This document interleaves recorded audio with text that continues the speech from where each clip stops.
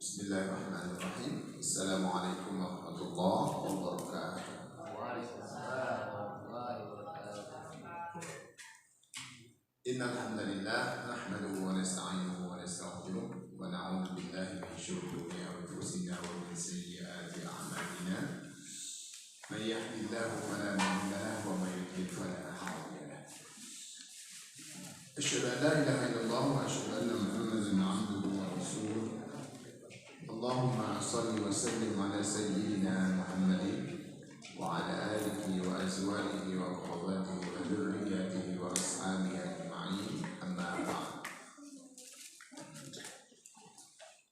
Qala Allah ta'ala fi kitabihil karim, a'udzu billahi minasy syaithanir rajim. Bismillahirrahmanirrahim. Daraballahu mathalan rajulan fihi syuraka'u mutasyakisun wa rajulan salama li rajulin hal yastawiyani mathalan alhamdulillah bal aktsaruhum la ya'lamun. Shadaqallahul 'aliyyul 'azim. Yang sama-sama kita hormati, hadir bersama kita malam hari ini tokoh masyarakat kita Pak Haji Sahriyadi, kemudian orang tua kita, alim ulama, alim pandai, pemuka-pemuka masyarakat, ibu-ibu majelis taklim yang tak dapat untuk saya sebutkan gelar jabatan masing-masing. Semuanya saya hormati dan saya muliakan. Semoga pula kita semua dimuliakan Allah Subhanahu wa taala. Amin ya rabbal alamin.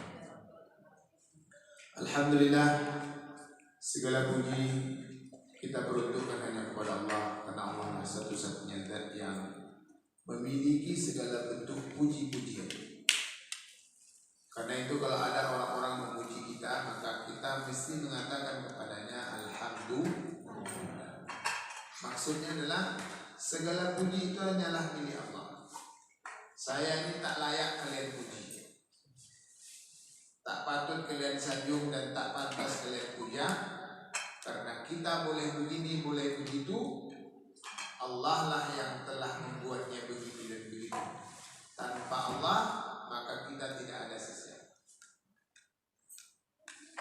Kita mendapatkan jabatan ini, jabatan itu bukan karena kita hebat. Karena banyak orang yang hebat tak dapat jabatan itu. Bukan karena kita rajin sekolah lalu kita dapat rezeki yang banyak. Tidak. Ada orang tak sekolah, duit banyak. Bukan karena rajinnya kita lalu kita mendapatkan ini dan itu. Banyak orang yang rajin, kerja di pagi sampai malam, tapi tak sebanyak ini. Ini yang terkadang kita lupa. Kita merasa bisa begini karena kita hebat melobi. Oh tidak. Karena itulah Nabi mengajarkan kita zikir setelah sholat itu diantaranya begini. Ini dinukilkan oleh Imam An-Nawawi dalam kitab beliau Al-Azkar, zikir-zikir.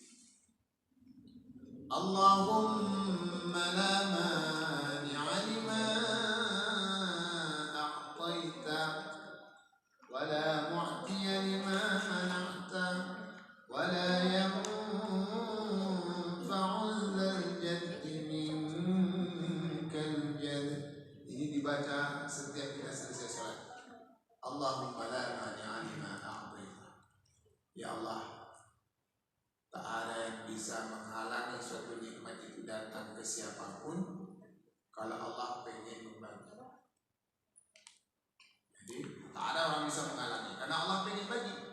Sebaliknya takkan ada orang yang bisa membagi sesuatu apapun ke kita kalau Allah tak pengen. Karena itu pasti setiap nikmat yang kita dapatkan itu karena Allah memang sudah pengen. Wala yanfa'u dzal jaddi minkal jadd.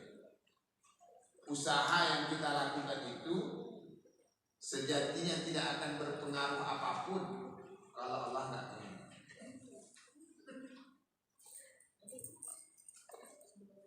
Kita sering begini. Sekarang ada rumah sakit stroke di Bukit Tinggi. Kalau dulu orang di Jakarta, sekarang sudah ada di dekat. Ada tetangga keluarga kita sakit, lalu dibawakan ke Bukit Tinggi, ke rumah sakit stroke, jadi kena diagnosis stroke. lalu seminggu sehat.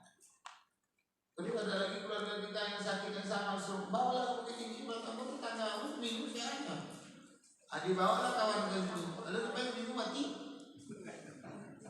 Berarti tidak sama. Padahal sakitnya sama, ubeknya sama, dokternya sama. Kenapa yang cek sehat yang cek mati?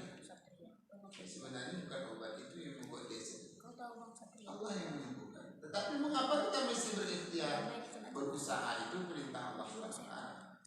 Kita ini derajat kita tinggi, rendah atau sedang, itu tergantung ikhtiar yang kita lakukan sesuai dengan perintah Allah SWT. Jadi usaha ini adalah melaksanakan perintah Allah. Jadi bukan yang menentukan berhasil atau tidak. Mungkin Bapak Ibu masih bingung.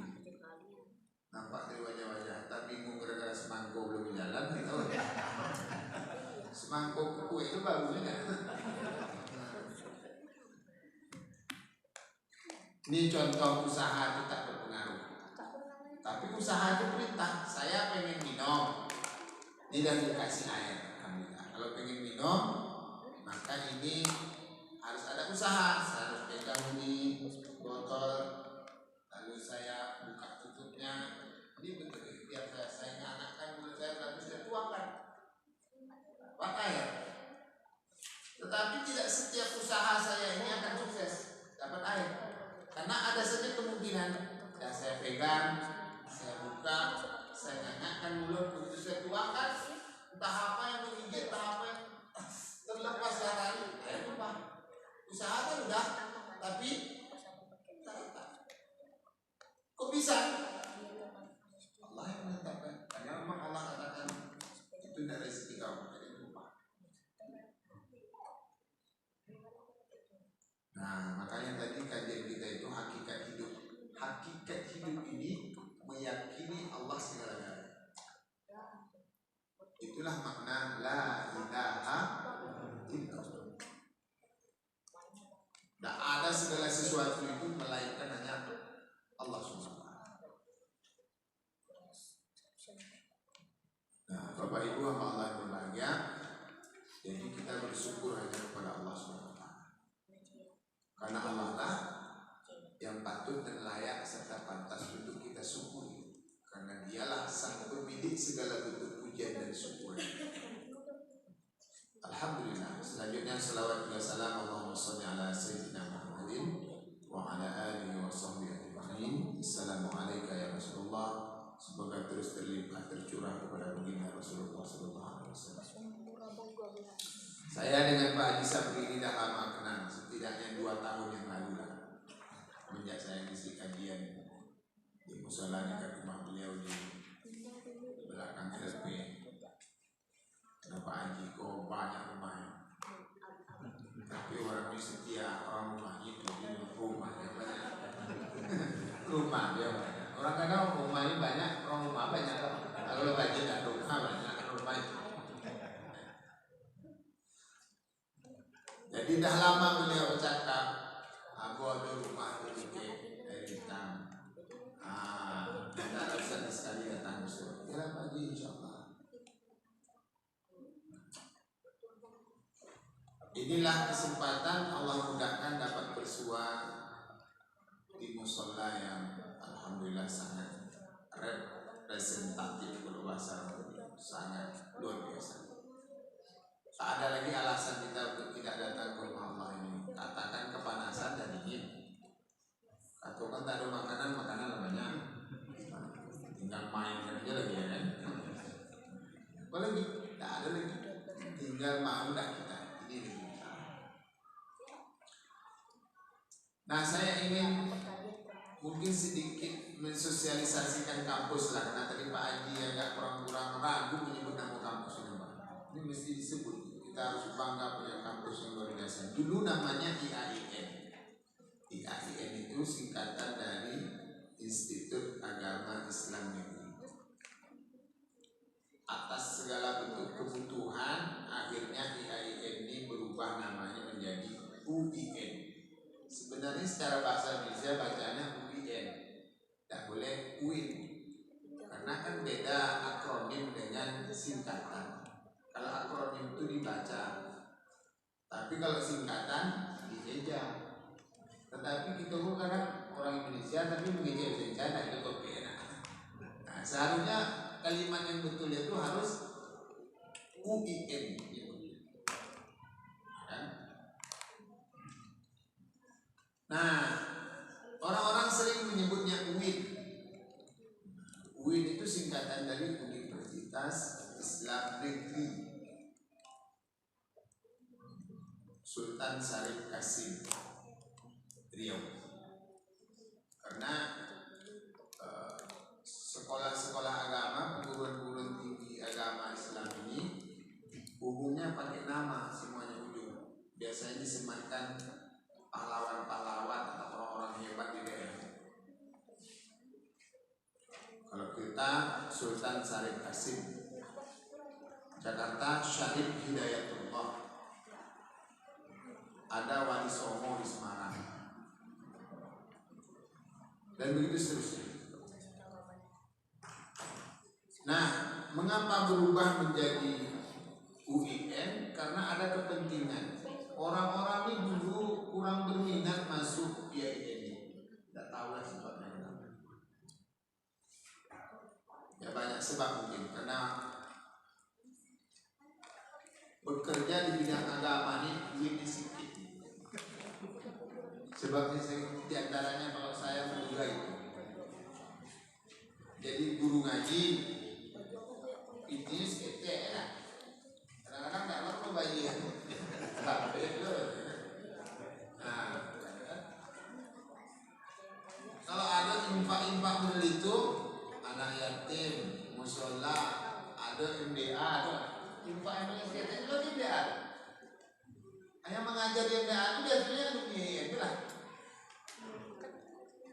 Sehingga belum pernah saya dengar lagi ibu-ibu nih atau nenek-nenek menggendong cucunya, ibu-ibu menggendong cucunya.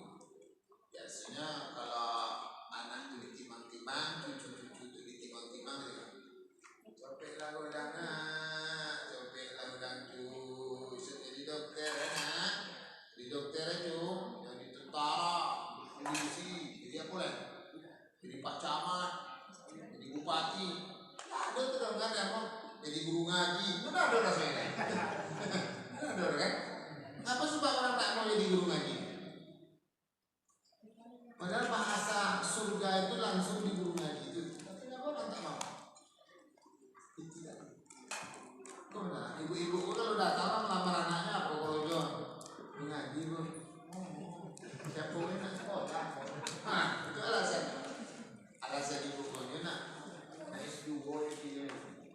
Maksud itu sedang ditolak.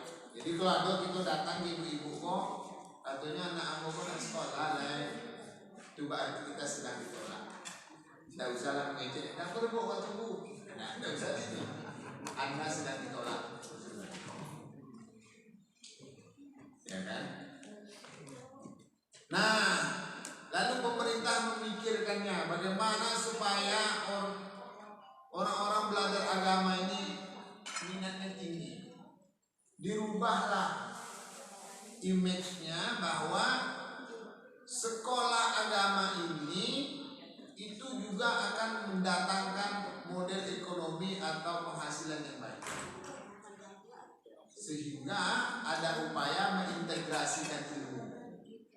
Dirubahlah IAIN tadi menjadi UIN sehingga dia lebih universal, lebih besar. Maka sekarang setelah dia jadi UIN ada prodi-prodi umum. Misalnya ada saintek, ada psikologi, ada bahasa Inggris, ada matematik, ada kimia, ada pertanian, ada peternakan, ada ekonomi. Diintegrasikanlah dengan bagaimana ekonomi itu ekonomi yang syariah. Orang yang mengerti sains tetapi mengerti agama. Karena sejatinya agama kita ini tidak ada dikotomi, bahasanya dipisah-pisahkan. Ini ilmu agama, ini ilmu dunia, tidak ada sebenarnya. Islam itu ya ilmu dunia ya ilmu agama, mengerti ilmu dunia mengerti ilmu agama sejatinya. Tetapi kan orang-orang memisahkannya. Ibnu Sina dulu ahli kesehatan, ahli fikih, ahli tasawuf. ahli filsafat. Al-Farabi ahli filsafat, ahli agama. Harapannya seperti itu. Nah, oh ini PT yang berkulit. Ya memang kalau baru-baru terpilih aku agak sibuk waktu. Oh ya, Arif lah nampak. Jadi Bapak Ibu Allah berbagai ini sekedar memperkenalkan, karena sejatinya kampus ini di kampung kita ini kampus UIN yang dulu adalah IAIN. Katanya dari ini mahasiswa kita dari UIN yang menjadi PM. PM ini petugas musola, bukan polisi militer. Jadi bangga jadi PM ini karena saya dulu dari PM. Mulai dari aliyah jadi PM. Tinggal bersama Nenek Arif. Ini saya sebut juga Pak Sabri. Tinggal di musola semenjak aliyah. Sampailah kuliah. Jadi wasilahnya memang dari masjid ke masjid, mengajar mengaji tadi. Nah, Bapak Ibu Allah berbahagia. Ini sekedar untuk memperkenalkan kampus kita. Karena ada masyarakat memang nggak tahu ya UI itu apa. Ya mungkin yang tahu itu Untri, UIR atau UIR, Uncan Kuning, nggak tahu orang. UIR itu apa? Sekarang mahasiswanya ribuan. Dari sekian puluh ribu yang mendaftar, yang diterima tak ada sampai separuh. Peminatnya besar, tak tertampung sekarang, luar biasa. Nah, Bapak Ibu Allah berbahagia. Kembali ke kajian kita tadi, kata Pak Haji Sabri 1 jam. Wah, mau apa lagi itu? Entah kita tolak itu mana? Kalau aku yang memegang kendali tentu tidak terasa kan. Kalau kita pemeran utama ini tidak terasa kan, kurang yang mendengar, kita tahan. Tapi yang membuat kita tidak tahan itu adalah bau semangka kuas. Kata Pak Haji Sabri, masyarakat di situ kompak. Kamu tengok memang kompak. Wajahnya pun nampak, wajah-wajah ahli surga nampak. Amin. Ini wajahnya pun nampak. Bapak Ibu Allah berbahagia. Kajian kita tadi temanya hakikat hidup. Sebenarnya hidup kita tidak mengapa. Untuk apalah kita ke Allah menciptakan awak. Kalau kita paham esensi hidup ini, insya Allah kadang ini yang membuat kita tidak akan menjadi orang stres. Mengapa kita suka stres? Karena ada yang sampai kilo, karena tak paham tentang hakikat hidup ini. Ada ayat yang sangat populer, wa ma khalaqtul jinna wal insa illa liya'budun. Tidaklah aku, kata Allah, menciptakan jin dan manusia itu melainkan untuk menyembah aku, kata Allah. Sepintas ayatnya kalau dipahamkan seperti itu tidak terlalu menarik sebenarnya. Maksudnya oleh para ulama, nanti Bapak Ibu boleh tengok tafsirnya.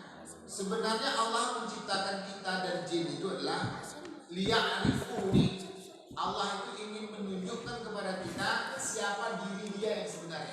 Sehingga kalau kita sudah mengerti siapa Allah yang sesungguhnya, maka kita pahamlah siapa diri kita. Kita bukan kadang petantang-petenten nggak ngerti karena kita nggak paham siapa diri awak dan nggak paham pula siapa Allah SWT. Sama dengan pejabat. Adalah misalnya pejabat datang begitu, kita tidak tahu yang pejabat. Akhirnya itu biasa orang kerja so hebat. Kenapa kita seperti itu? Karena kita tidak tahu siapa orang itu.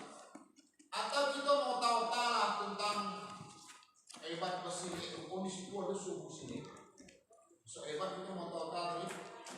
Akhirnya setelah kita tahu, itu akan maju. Nah, Bapak Ibu Allah berbahagia. Jadi mengenal diri, mengenali Allah itu seperti apa, Inilah esensi hidup itu. Sehingga tatkala kita Allah perintahkan ini dan itu, maka itu akan mudah kita lakukan kalau kita paham esensi hidup. Pak Haji Sapri bercerita sedang buka koperasi syariah. Saya coba nanti akan singgung sedikit, tapi sebelum saya ke sana kita coba bahas dulu esensi hidup ini. Hidup ini pasti ada akan kita hadapi dulu. Pertama kita suka, yang kedua kita tidak suka. Betul tak? Dalam hidup itu ada yang kita suka terjadi, ada juga yang kita tidak suka lalu terjadi. Tompek taktik itu betul terjadi.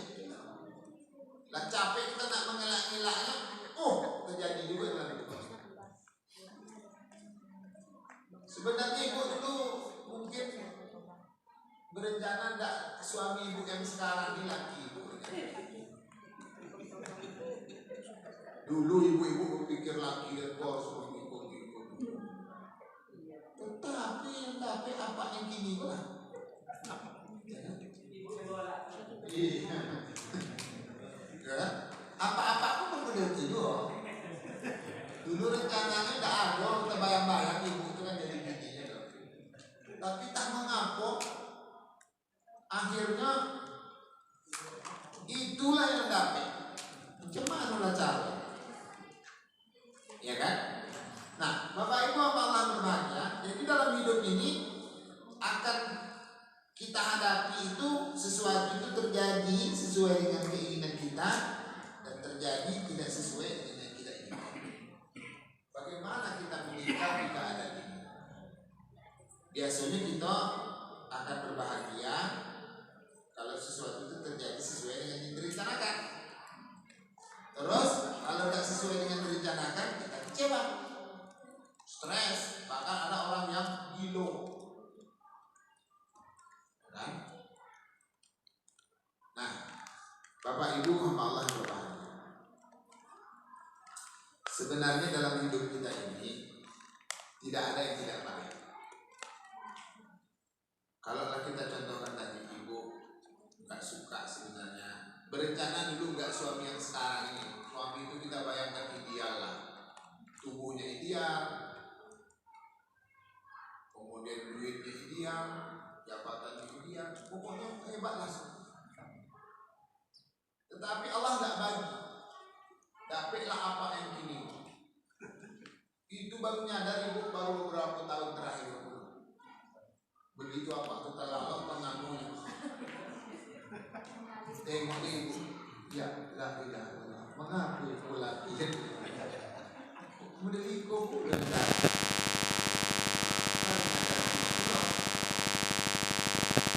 Tetapi sebenarnya ibu memperoleh suami yang sekarang itu adalah hal terbaik yang telah Allah tetapkan bagi kita. Mengapa tidak sesuai dengan yang direncanakan dulu? Harus orang yang kaya, duitnya banyak, orang yang gagah. Kenapa Allah nggak bagi? Karena Allah itu sayang ke ibu. Soalnya kalau ibu dibagi suami yang duitnya banyak lagi gagah, maka itu tidak akan membuat hidup ibu menjadi tenang. Soalnya bersuami kan orang gagah duitnya banyak, saingan ibu akan banyak. Sementara ibu tidak terlalu lancar. Itu masalahnya. Ya? Itu masalahnya.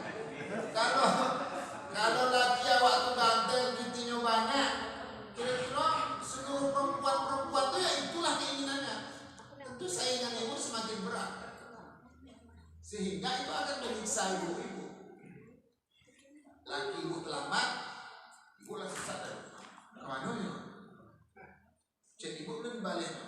Lasennya di situ lah nampak. Udah dibalik nih. Ibu telepon, tidak perlu diangkat. Tambah sakit.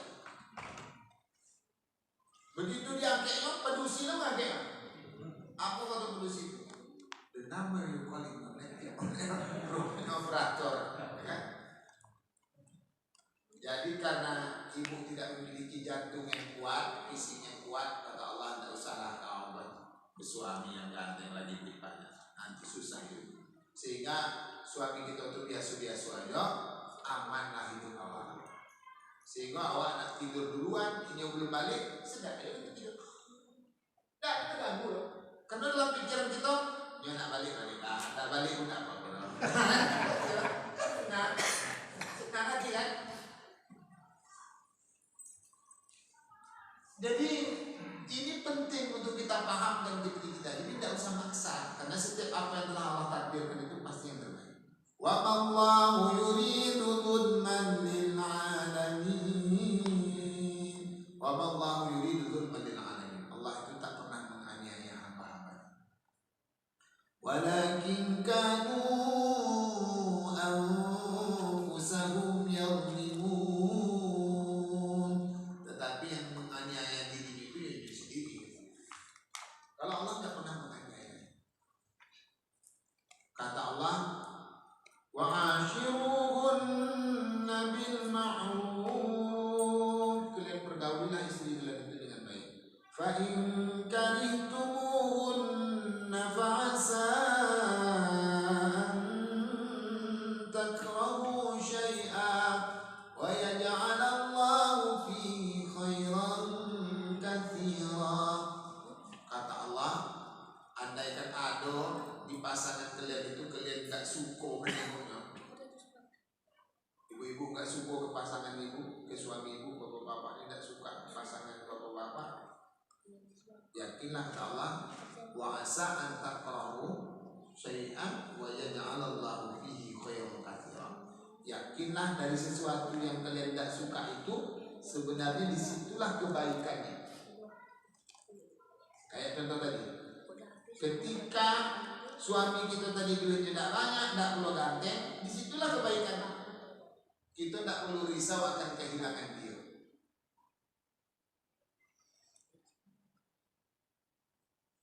Kita tidak khawatir nyokat di hobi orang lain, tidak ada orang itu santai, tenang pak, makan sedap, tidur sedap, nak kemana-mana sedap. Lah 2 minggu apa tu tak balik? Balik dia langsung, Assalamualaikum, dalam gitu.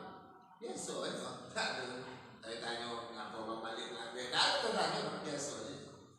Karena itu tadi, kalau nak balik-baliklah, tak balik pun tak apa-apa. Nah ini kenyamanan hidup itulah yang menjadi esensi hidup kita, ketenangan hidup itulah. Karena itu ala bidzikrillah tatmainnul qulub. Dengan mengingat Allah itulah hidup akan menjadi tenang. Satu ketika Ummu Salamah itu meninggal suaminya.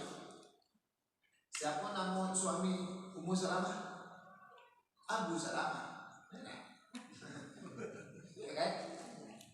Ya ada namanya, tapi itu dia mudah. Orang-orang itu kan ada kunyahnya, gelarnya. Kalau biasanya dikunyahkan itu ke anak pertama. Jadi Salamah ini meninggallah suami Ummu Salamah ini meninggal, namanya Abu Salamah.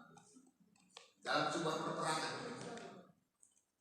Setelah meninggal, tentu sedih. Ternyata Abu Salamah ini menjadi buah bibir di kalangan perempuan-perempuan ketika itu, orang yang baik. Suami perhatian. Kalau kini kan namanya suami siaga, siap antar jaga. Wah, itu nama iklannya dulu nak, belok orang perhatian. Tahu-tahu meninggal, sedihlah Ummu Salamah. Orang-orang menasihatinya.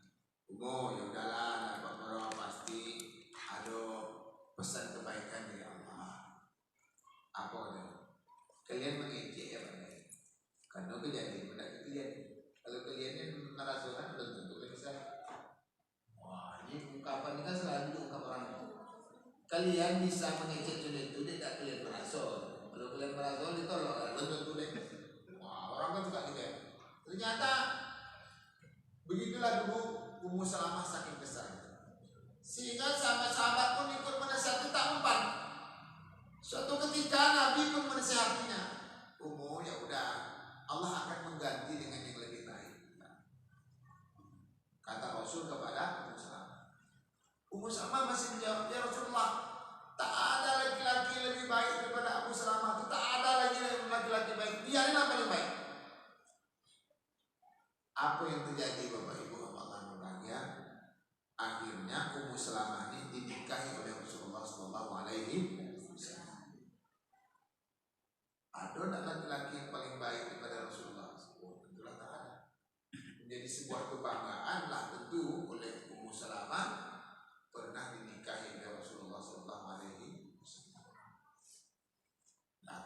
Abu Salamah tak meninggal, tentu tak mungkin menikah dengan Rasulullah. Jadi rencana Allah itu kadang kita nggak ngerti. Sehingga Ali bin Abi Thalib berkata, saya kalau keinginan saya itu tercapai, kata Ali bin Abi Thalib, maka saya berbahagia tentunya. Namun bahagia saya itu sekali ya. Namun ketika keinginan saya itu tak tercapai, tak terwujud, rencana A ternyata terjadi B, maka saya berbahagia juga. Bahagia saya itu sampai 10 kali. Orang-orang bertanya, kok terbalik ini? Rencana tercapai bahagia sekali, rencana tak tercapai bahagia 10 kali. Kok terbalik? Kalau kita kan kalau tercapai bahagia 10 kali, kalau tidak tercapai sama sekali tidak bahagia mungkin. Aku jawab Ali, ketika keinginan saya ini tidak tercapai, pasti Allah akan mengganti dengan yang lebih baik.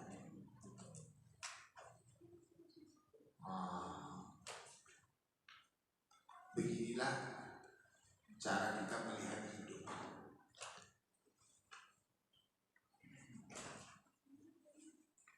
Saya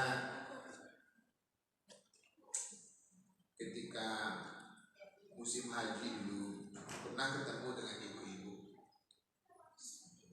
yang sudah berumur lalu pergi haji, lalu dia curhat ke saya, cerita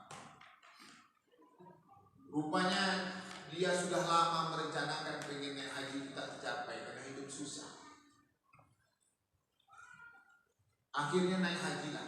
Rupanya proses ibu ini naik haji ini panjang. Pertama, ibu ini ketika masih gadis menikah dengan seseorang laki-laki, tak lama meninggal. Laki itu meninggal. Kok cerita itu? Tak lama setelah meninggal suami ini, tentu biasanya kesedihan perempuan itu kalau suami ini meninggal berapa lama bu? 4 bulan 10 hari. Itu masa idah perempuan ditinggal suami. Kalau lewat 4 bulan 10 hari itu lah begitu balik. Tahu apa begitu kan? Pakai lipstick, nak begitu kan bahasa orang tua dulu begitu. Bersolek. Lalu habis masa idah, ketemulah dengan orang-orang yang suka pelaki ibu di balik. Singkat cerita, menikah ibu di balik. Nikah yang kedua. Tak lama setelah menikah yang kedua pun mati balik laki. Orang-orang lah dulu tengok-tengokan. Ayo itu. Lagi lumpuh. Tapi ibuku memang sepertinya ketika dia muda itu cantik. Jadi ketika dia ketemu saya itu sudah tua, adalah wajah-wajah betul-betul cantik itu mulut. Tapi manusia itu kan memang pelupa. Tak lama setelah itu kawin lagi ibu ini, kawin yang ketiga.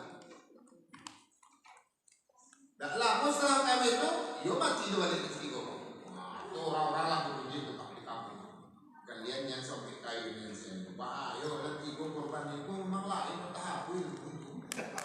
Bunyi orang sekampung semua.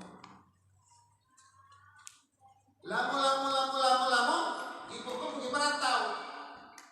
Namanya merantau tuh tentu tak lama tahan apa itu kampung balik. Tak lama setelah balik kampung tuh kawin balik. Bila lupa orang korban yang 3 itu dah lupa balik. Kawin anak tompek. Qadarullah dan tompek pun lewat dulu. Meninggal juga lah, ibu orang di kampung. Tapi kata menengok itu berpapasan orang takut. Tentu ibu ini sedih karena sudah 4 kali menikah, keempat-empatnya meninggal semua. Di kampung itu memang tak ada orang berani lagi, ketakutan. Tetapi kalau Allah sebagaimana yang kita sebut, kalau Allah sudah berkehendak, tidak ada yang akan bisa menghalangi. Akhirnya datanglah orang di kampung sebelah. Kalau kini kok kampung kita pergunjingan kok di kampung, rupanya orang di sana itu tak tahu 7 itu orang. Sukunya ibu kok menikah ibu kembali dan kelima kali. Dengan kelima udah mati. Dengan kelima kok lah rupanya suami dengan kelima kok lahirlah agak berpitis ketek Iko yang membuat ibuku pergi haji. Pergi haji ibuku mengkorbankan 4 laki-laki. Kenapa? Karena lakinya sampai kriteria saja. Allah itu berencana nak menaikkan haji ibuku, prosesnya adalah dengan lakinya. Begitulah cara Allah. Sedih lah ibu ini kan sedih kan? 4 orang laki omak meninggal. Itu kesedihan kan? Tapi memang Allah itu sayang. Kalau tidak meninggalnya sampai itu tidak ada ya Pak yang repot. Itulah rencana Allah begitu datang. Jadi ibu-ibu yang sudah kehilangan suami, jangan patah hati, kawin balik. Kesimpulan, baru tentu kawin berikutnya dapat laki lebih hebat. Cerita yang lalu itu abaikan saja. Biar aja jadi kenangan. Terus terus dipikirkan. Soalnya apa-apa, kalau kamu ibu-ibu ke beda. Kalau ibu-ibu ke setianya sampai mati, Pak. Ketika saya bercerita tentang hidup di surga, ceramah sama ibu-ibu nih, kehidupan di surga akan mendapatkan pasangan walahum fiha azwajun mutahharah, akan mendapatkan pasangan yang luar biasa baik-baiknya, bidadari bidadara. Jadi ibu-ibu bertanya, Ustaz, tanya aja Ustaz, ayolah bu, apa tuh? Besok di surga besok tuh laki awak laki yang kini itu laki yang baru. Tanya itu. Memangnya kenapa bu? Ini betul tanya. Kata ibu, awak kalau dapat laki yang kini gitu Ustaz. Setia. Tapi satu ketika adalah apa-apa bertanya. Kaji kau tentang pasangan ibu di surga. Tanya, Ustaz, kata apa-apa Allah? Ya Pak. Besok di akhirat itu bini awak bini yang kini atau bini yang baru? Aku tanya, memang kenapa Pak? Aku udah ganti lah. Itu apa-apa kok, ya kan? Ya kan? Ibu-ibu dan bapak-bapak yang dirahmati Allah, kembali ke kajian kita tadi. Begitulah Allah merencanakan sesuatu yang kadang dengan akal kita yang pendek dan tak seberapa ini, bahkan di bahasa Allah kita ini bodoh. Kata Allah, wa kana al-insanu zaluman jahula. Manusia itu aniaya jahula, bodoh. Kenapa bodoh? Karena kita nggak mampu menjangkau rencana Allah Subhanahu. Itulah kebodohan kita.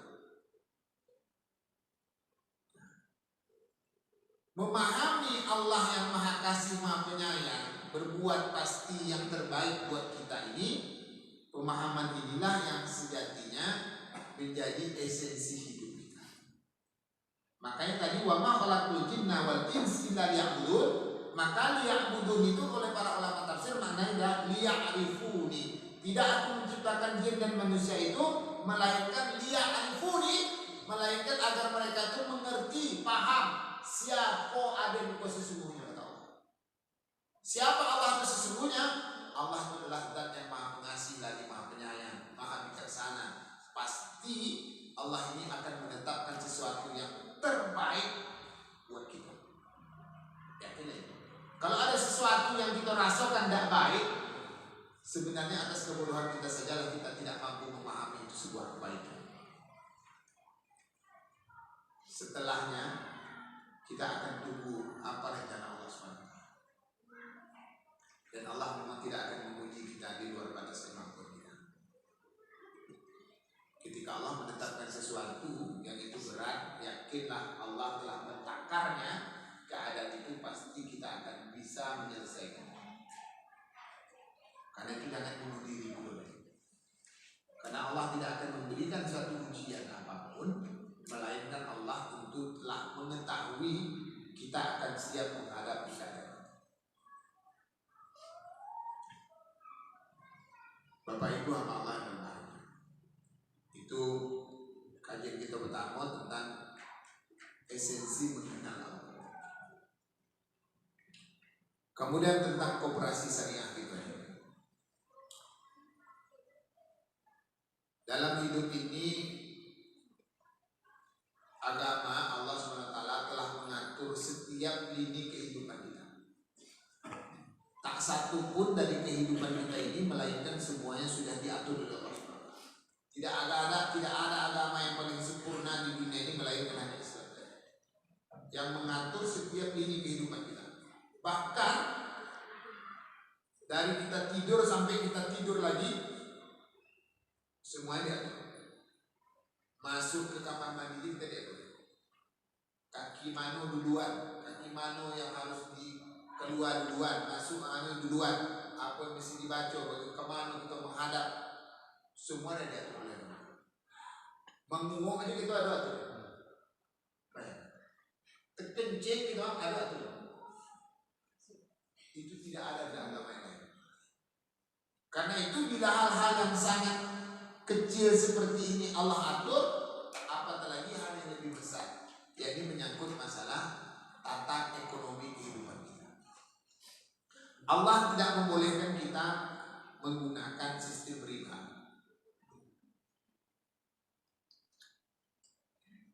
Kata Allah, orang yang makan riba itu nanti di akhirat dia tidak akan bisa berdiri. Alladzina ya'kuluna riba la yaqumuna illa kama yaqumu alladzi yatakhabbathu asy-syaitanu minal mas. Dzalika bi annahum qalu innamal bay'u mithlur riba wa ahalla Allahu al-bay'a wa harrama riba. Orang yang makan riba itu kata Allah nanti di akhirat dia tidak akan mampu berdiri melainkan seperti orang yang berdiri kerasukan setan. La yakumuna illa kama yakumul ladzi yatakhabbathu asy-syaitanu minal mas. Melainkan berdirinya seperti orang kerasukan setan, terkoyong. Jadi kalau ada nanti jemaah-jemaah masyarakat kita di Siko di akhirat itu nampaknya yang goyang beliau yang berjalan menggunakan jurus mabuk. Tanya ya, makan riba dulu ya, yo, dia pasti gitu ya. Karena kata Allah orang yang makan riba itu nanti dia tidak bisa berdiri. Mengapa dia begitu? Kata Allah, karena dia mengatakan qalu innamal bay'u mithlur riba. Karena dia bercakap jual beli dan riba itu sama aja. Padahal kata Allah, wa ahallallahu al-bay'a wa harrama riba. Padahal Allah telah menghalalkan jual beli dan mengharamkan riba. Hari ini banyak orang bercakap itu bang syariat sama ayam cakap sama kan nanti daerah tak bisa kok kan, kecuali goyang-goyang terus sama. Lalu bagaimana caranya orang-orang mengatakan kok jual beli dan riba itu sama? Logikanya ini. Apa sebab orang-orang mengatakan sistem syariah dengan non syariah itu sama? Karena memang atas ketidakpahaman dia lalu dia bercakap mengatakan sama itu. Malam ini kita ingin coba sedikit buka mana bedanya. Kalau riba, satu di antara bentuk riba adalah membungakan uang. Datanglah Arifnya sama bang, pinjam pintir berapa lagi pinjamlah pintir 22 juta. Untuk apa? Nak membeli Honda Scoopy 22 juta. Lalu mau pinjamkan binti 22 juta. Trip Iko mau pinjam duit 22 juta. Besok uang balikkan bintiko menjadi 25 juta dalam setahun. Ini tanggal berapa waktu langsung jadi 25 juta. Berarti beranak berapa? 3 juta. Yang 3 juta tadi itu riba. Mengapa riba? Karena bintiko beranak suram. Itu tidak boleh kata Allah. Terus yang jual beli itu macam mana? Nah, kata Arif, bang, pinjam binti 22 juta untuk apa? Nak membeli Honda Scoopy. Ada itu cara. Biar aku beli Honda Scoopy itu, bekok dan bagikan Honda aku ke Waang, lalu Waang kredit Honda aku ke Amo.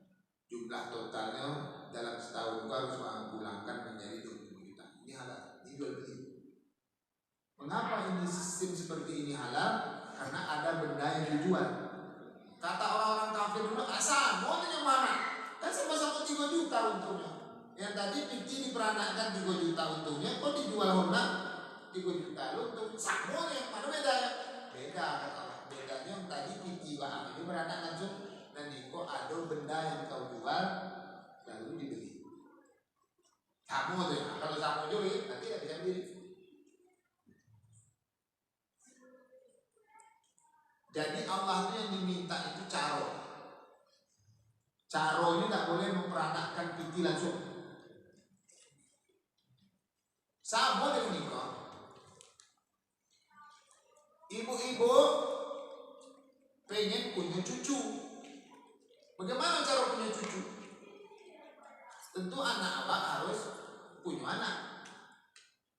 Macam mana anak awak punya anak?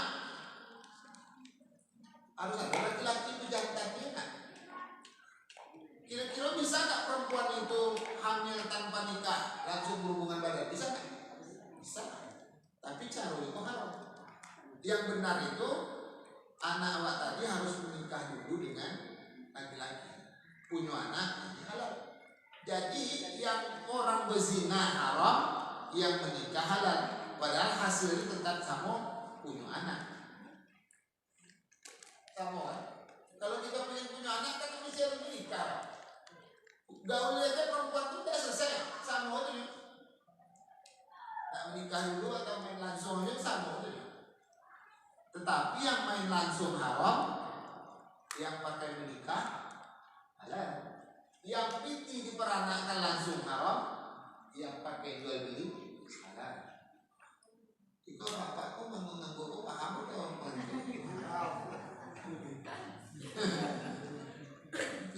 Orang Pak Mo. Nah, Bapak Ibu sama Allah berbahagia. Jadi satu di antara bentuk sistem ekonomi syariah itu adalah jual beli dan tidak boleh memperanakkan piti.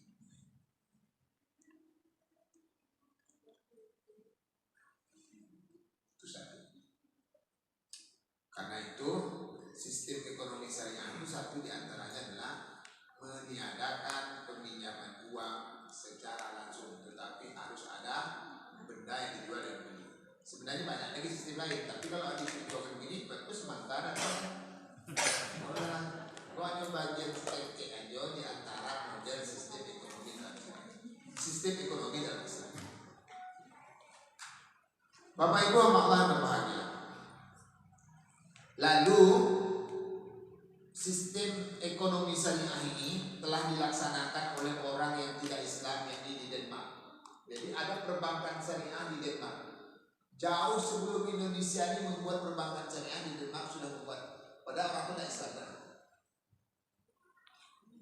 Betapa dulu gejolak moneter dunia tahun 98 ya.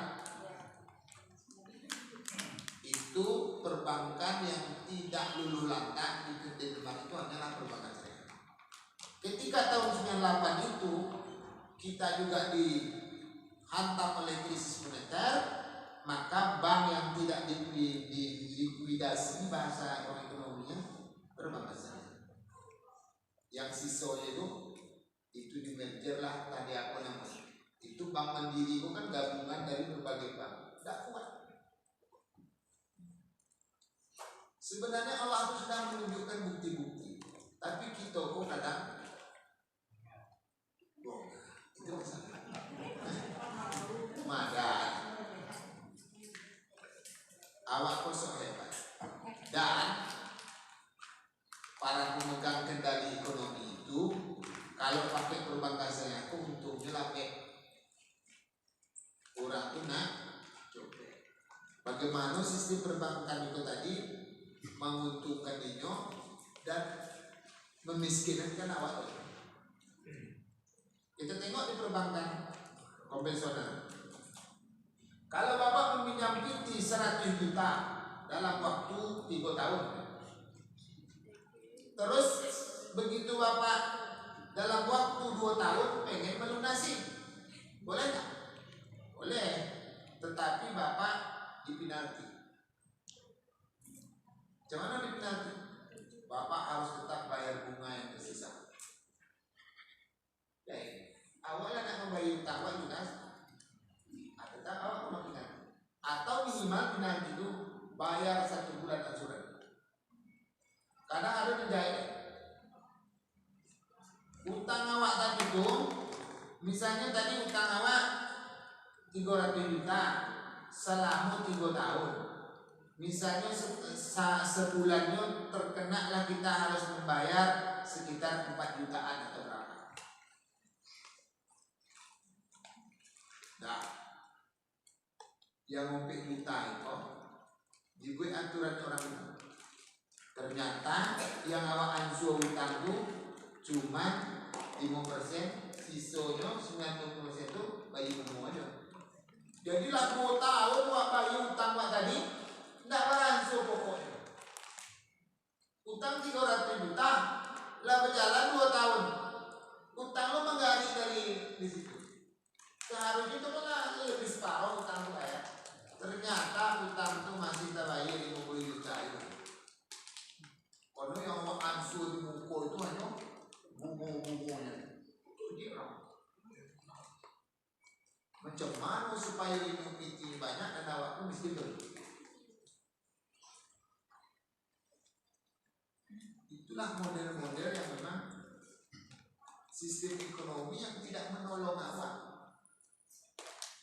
Nanti bapak-bapak pelajarilah sistem ekonomi konvensional itu seperti itu. Nah, Allah katakan wala tadzlimuna wala tuzlamun. Allah itu tak pengen kalian dianiaya dan Allah tidak mau juga kalian menganiaya. Jadi kedua-duanya agama itu tak mau. Kita menganiaya orang tidak boleh, kita dianiaya pun tidak boleh. Kita meninju tidak boleh, kita ditinju pun tidak boleh. Semuanya harus terjaga. Begitulah agama ini datang untuk menyelamatkan kita. Sebab itu agama itu disebut dengan agama Islam. Apa arti Islam? Selamat kawan.